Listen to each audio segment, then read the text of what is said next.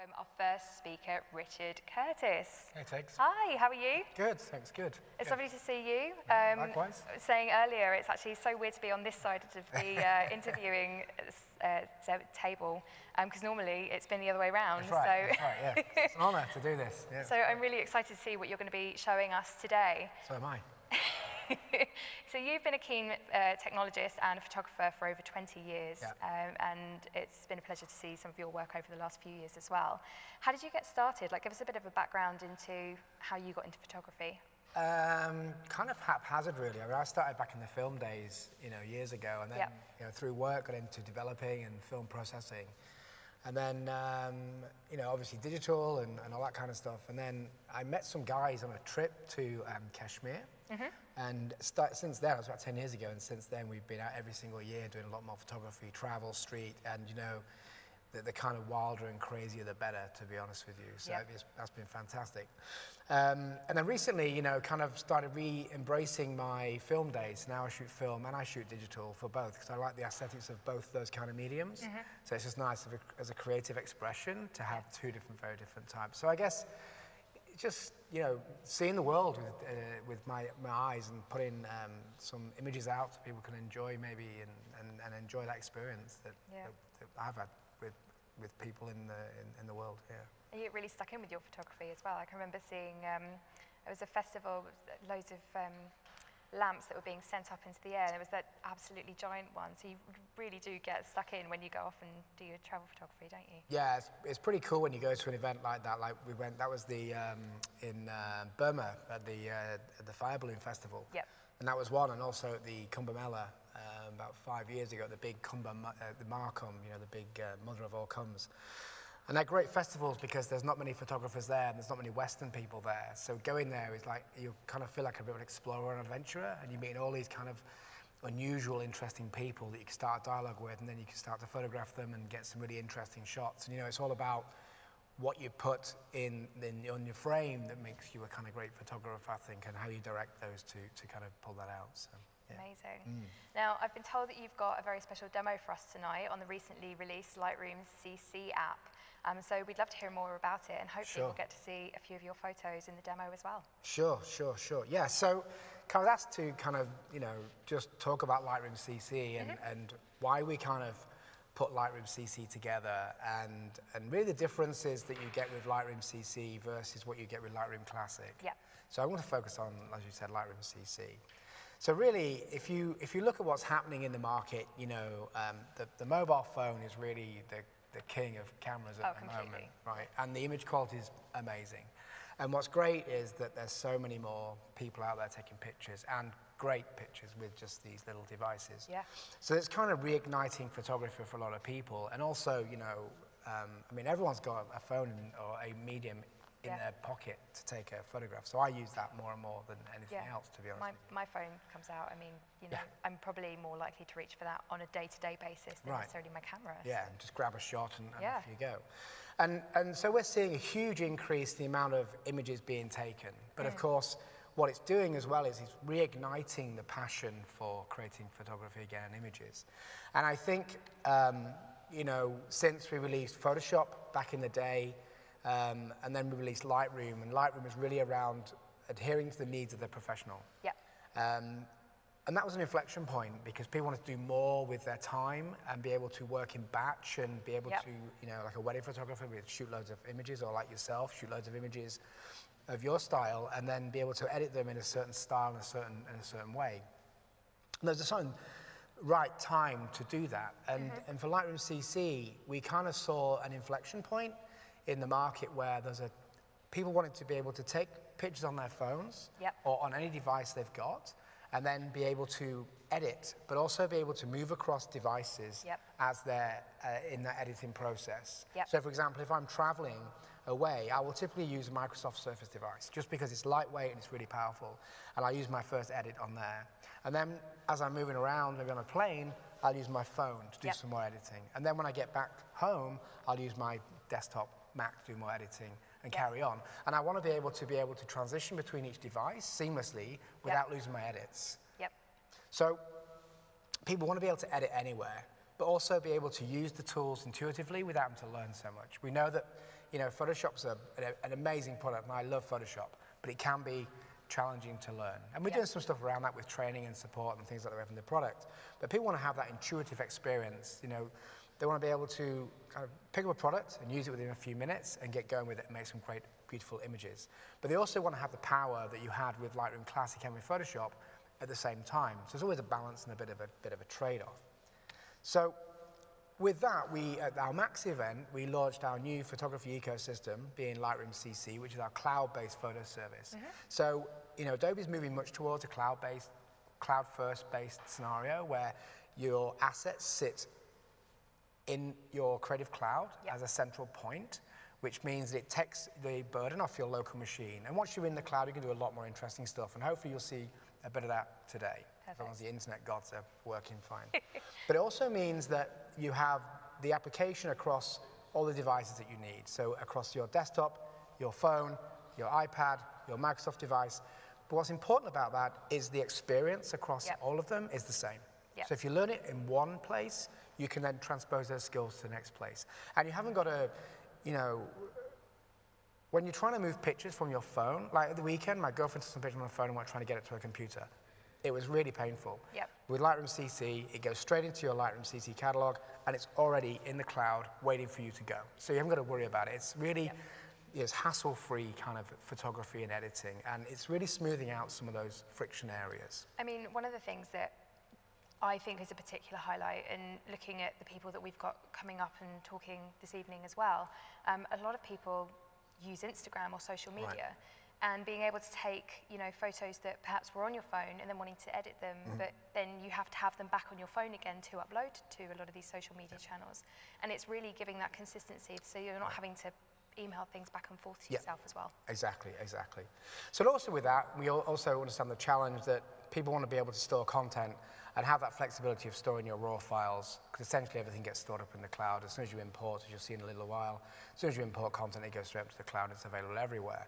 So we have a plan, which is the Photo Cloud Service Plan, which gives a terabyte of storage. So it means you can put pictures in there and also take pictures out whenever you need it as well. And, you know, I've got on my other account, I have about 235 gigabytes in the cloud right now on all my images. So I can just very quickly go, make an edit to something, send it out to a friend or a family member or something. Or a client who needs it last minute. Or a client, and I haven't really got to worry about it, it's just there. And if I need to pull it, I can just take it off, it's fine. So, you know, Lightroom CC is really aimed at the digital revolution, right? People want to work digitally, right? So it hasn't got print in there or any of the albums, building like a book and stuff like that and things like that. It's purely digital, which is fantastic. And we all live in a digital world now, and we all want that accessibility, right? So if we look at that in a bit more detail, you've got transparency of your images across whichever device you're on, which is really powerful when it comes down to being able to work consistently on your images. The rendering's beautiful on whatever device. It's absolutely fantastic, and you can zoom, because you're working with a high-res image, you're not working with a proxy. You can zoom right in and get the best detail you can as you're working with that picture. So, you know, I do a lot of editing on my phone, just because it's always with me, and if I'm on the tube, I can just make an edit, and when I get off the tube, it synchronizes back to the cloud, and it's available to me when I get into the office or wherever I need to be. It's perfect. Really, really simple stuff. We try to make it really easy so that you haven't, as a photographer, got to worry about a lot of stuff. And we'll get into a bit more of that in a little while. We'll make it very easy for people to get started with this. So Lightroom CC is a great place if you're a beginner or new to the Creative Cloud, and you're into photography but not sure where to start. Lightroom CC is a perfect way to start because it's super, super simple. And it's been designed that way, right? Our experienced designers look at that and say, what's the easiest way to get started with a product? So, you know, gone is the way of the baggage of having to learn a product and learn those workflows. It's just all kind of very intuitive right now. And what's really important, what's really kind of, I'm really excited about is the work we're doing around artificial intelligence using Adobe Sensei. It's just great stuff. And you'll see some in a little while, actually. Yeah, I'm really excited to see this. And I think the levers that Adobe Sensei pulls in artificial intelligence means that you can spend a lot more time behind the camera rather than in a photo editing package at your desk or even in your front room when you're working. So I'll show you a few of these as well just now. Perfect. Okay? So let's end this show because I don't like staying in PowerPoint too long. And let's go straight to Lightroom. Okay, so when I was thinking about this presentation, I thought, what's the best way to kind of get started? And I thought, you know, the best way is to walk around the interface and explain what each bit does and edit and go across that kind of workflow so you can see it in action. And hopefully that will pull out a few things that you may or may not have seen. And I think it will also highlight the features that you've got access to now with this new offering. So to get started, you know, the first place to start in all of our products, even Lightroom Classic, is on the left-hand side. Yep. Left-hand side is where you organize your content. And you can see inside Lightroom CC, you've got quite a simple structure. And I'm finding more and more as I spend time in Lightroom CC, and by the way, this is pretty much, I spend all my time in Lightroom CC now, because it's just, I'm on the go all the time, so I don't have my powerful desktop with me. I'm using the cloud to do a lot of the work for me, so it's really advantageous. So I've got my albums here. So for example, we use the Berlin album. So I've got my Berlin content in there. And I shot at Berlin, I shot film and digital. So it means I can have both my content in there in separate places under the Berlin kind of folder, just so I know where things are. Perfect. It makes it really easy for me to do that. Now, obviously, I took a few hundred pictures. I've got 280 pictures in here for this demonstration. And you've got the grid view, and the grid view just shows you what's in that collection, if you like. Yep. You've got different ways of viewing that collection. You've got a grid view and a square view and a detail view. And you can see that the images are rendered really nicely. Now, what's important, though, is when you import content into Lightroom CC, the content is automatically uploaded into your area of the Adobe Creative Cloud. Amazing. During that process, though, we're actually automatically tagging keywords inside the image by using intelligent image recognition. So we're looking at these images and saying, okay, what's in there? There's a person, there's a wall, there's a door, there's maybe a gate, there's maybe a bear. You know, if you go to Berlin, it's full of bears, right? Bears are everywhere, holding the walls up. You know, it's kind of funky. So what we're doing, we're tagging that. So it means that as a photographer, one of the biggest pain points is that photographers hate keywording. They want to go shooting, hate keywording, right? Yeah. They really do. So because we're tagging it in the background, it means that I can do a search. So for example, I know in Berlin there's a place called Brandenburg Gate, and if I spell it right, no. Oh, black hole, black hole. Black hole. What have I done here? I can't help you, my spelling's awful. Oh, so is mine. As it pans out, yeah, it is terrible, yeah. B-U-R-G?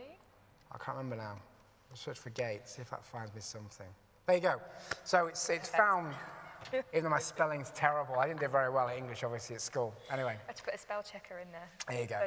Version 1.1. So it's found Brandenburg Gate without me having to keyword anything up, right? So it means I can find content very quickly and intuitively just by typing in the search bar. So everything's all indexed, okay? That's the first thing. So I'm going to use this image here for this demonstration.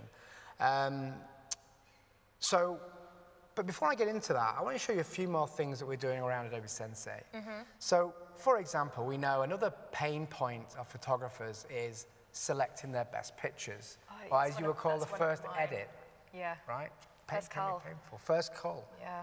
So, with the connected ecosystem, you've got the desktop product, and you've also got the web product, and you've got the phone product. Yep. So I'm going to go now into the web. So we can go into Help, go Lightroom CC for web.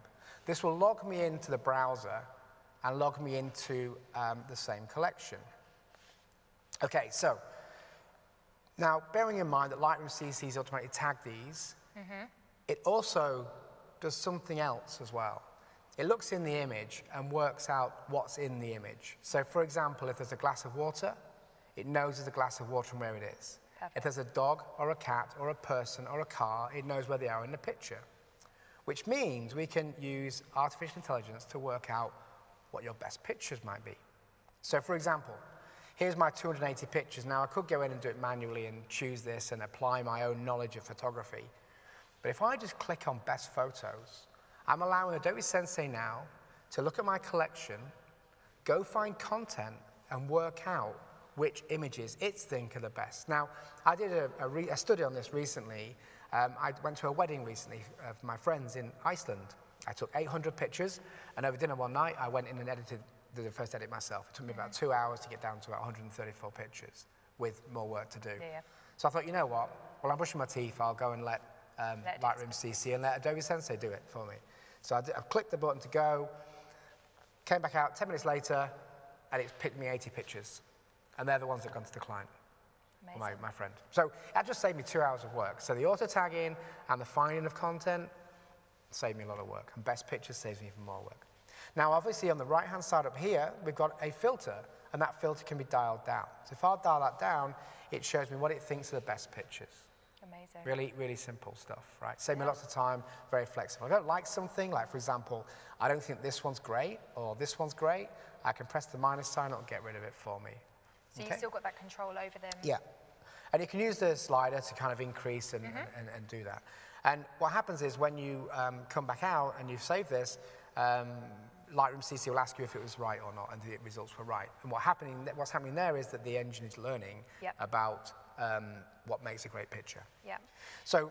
And we were talking about this a little bit before, weren't we, about how it chooses best photos, and you were saying about, like, rule of thirds and... Yes, so things like rule of thirds, power triangles, you know, however the models have been trained, basically, on whatever makes a really great picture. And we work with lots of pro photographers around the world who have said, that's a great picture, that's a great picture, that's a great picture. And we put that into the model and train it based upon that, and that's how it's doing its kind of searches, if you like. Perfect. So from there, I can then make a collection out of that on the fly by saying, create album, and I'm going to call it Berlin. A bit of fun here, look. We'll call it Berlin. Best photos, and press copy. What it will do is it will now put those images into an area in the browser. Yep. But the great thing is, because it's just done that, and you see down here it's saying, what do you think about the best photographs? Yep. Good or bad? And you say yes, and then you can say what your experience was, and then you can submit that and give it back to the team. Feeding back to the team is really important because it means they can learn from what the engine's doing in the background. And that's one of the great things about all of the Adobe products. Like, you can actually give that feedback, and it, you know, that feedback can then be given and then processed into the next one. So actually, the more that feedback they get, the next one will be. And Lightroom CC is really important to get feedback from customers because we're shaping it around what everybody wants. So you know, it's good to kind of feedback and let us know what people need. So if I just go back to Lightroom on the desktop, you'll see there that information has been sent to my desktop product, and now my best pictures are available to start the edit. Now what I can do here is I can pick up the door that I'd like to edit on and now move into the tools. So I said everything was really simple. The tools are down the right-hand side. So I can very quickly go and modify my exposure, and I can modify my black and white. Now it may be that in my kind of working scenario that I want to be able to go out and do a job or something, or just go to a client meeting, but I still need to work. So what I'm going to do is just move over to my phone now. I'm going to hide this quickly and go to my phone in view. And on my phone, I'm just going to go to Lightroom CC. And you can see there, Lightroom CC can be downloaded from any of the app stores, either the Google Play App Store or the Apple App Store. And you see here, straight away, it looked for a change, and it found my Berlin best photos. Perfect. Okay? And you can also see that if I go into my door, it'll synchronize the content. It knows that I've made the change on the desktop. And it's coming through, right? So there's my change on the desktop. Now I can go in and carry on editing. Perfect. Okay? So I double-click, get the histogram, or I don't have to have anything, or double-click and get the information about my image. The experience is the same, so I have all the same kind of aesthetics, if you like. So I'm going straight into the editing mode.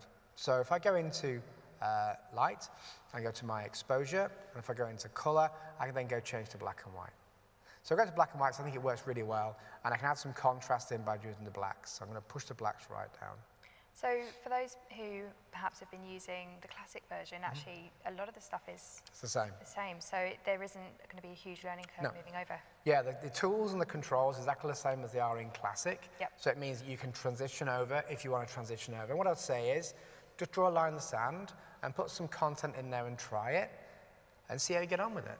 Yeah. Don't commit to everything right now. Just see how you get on with it and get used to the experience. And honestly, from my heart, you know, I've been using this more and more recently, just because it's super, super easy to use, and it's worry-free. It's just really simple, right? And having stuff in the cloud just means that I've got my access to my great content wherever I need it. Perfect. So that's my edit done. So if I just so quick. If I move off the image, it synchronizes. You can see exactly what it's doing. So it's telling you exactly what it synchronizes to the cloud and what's where and all that kind of stuff. And then if I go back to my desktop version, just bring that up again. It should recognize the change. Now I'm just going to leave it right now, and hopefully that change will come through any second, and it will go to black and white, and then I can carry on my edit. So we are waiting for the internet gods to do that.